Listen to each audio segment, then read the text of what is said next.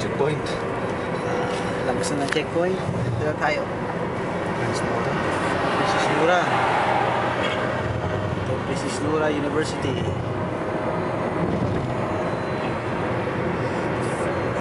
Napakalaking university sa buong mundo ba? O sa buong United Kingdom. Sa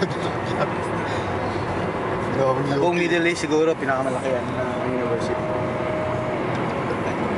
Eh, kukunti lang babae nila rito at kalug-kalug sila dyan sa loob. At wala namang paida ang kanilang babae dahil hindi naman nagtatrabaho. Pag-aaralin nila at saka sila mag-aasawa. Siguro mas malaki yung bayad pag nakapag-aral yung babae, no? Ano? Editing. Pero sa ngayon sa decision ngayon, ang alam ko, ang babae ngayon nakakapagtrabaho na. Balita ko sa atin sa Gasil, nag-hire na sila sa planta ng mga babae. Mag-supervisor at manager na natin babae sa ngayon. Kaya lang ang problema, pag nire-regla sila, hindi na sila napasok. Yun ang problema. Laging upset. Pero dun yun daw ang dahil ay sa aming bubwit, yun daw ang dahil kaya naging red ang aming company kasi dati kaming red, ngayon green na kami. Excellent.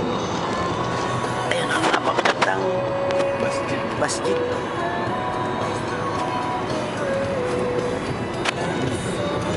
Na kami, nalalapit na. Ay, ito na ang passport. Akala ko doon. Hindi, ganyan pa rin. Medyo inano lang. Nice laro na aga. Malito ka lang ng konti. Pero ganun pa rin. Lalo na doon sa pagdating sa loob.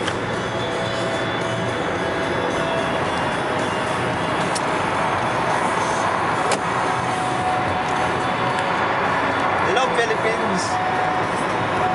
Philippines. What's up?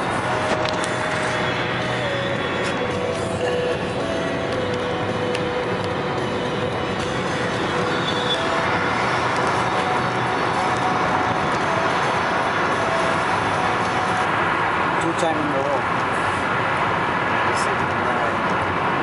Nagkakaisa pa lang. Ito na ako rito. Ito, apat na.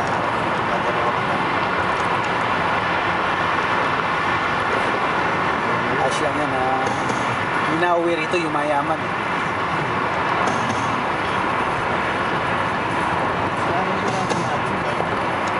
Hindi, ganun pa rin. May bago ka lang kasi inayos yun. Hindi pa rin yung siya. Parang yung sabi mo nga kasi dito yung kabila, dati walang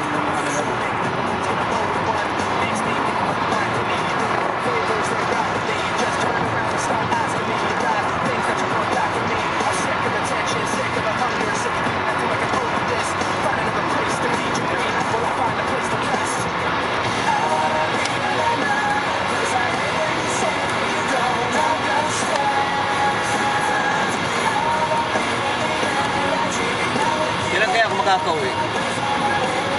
Kalooban ng Panginoon, makakauwi ka rin. Plano ka pa kaya no? Uwi? I love South.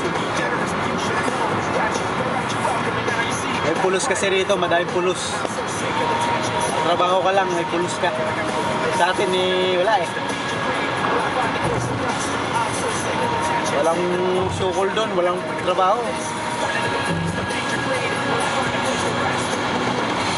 Titiis kami rito na malayo sa pamilya.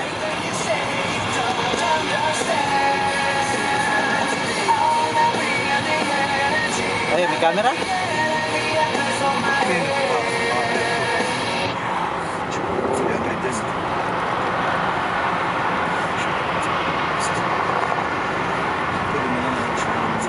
So, ito na tayo.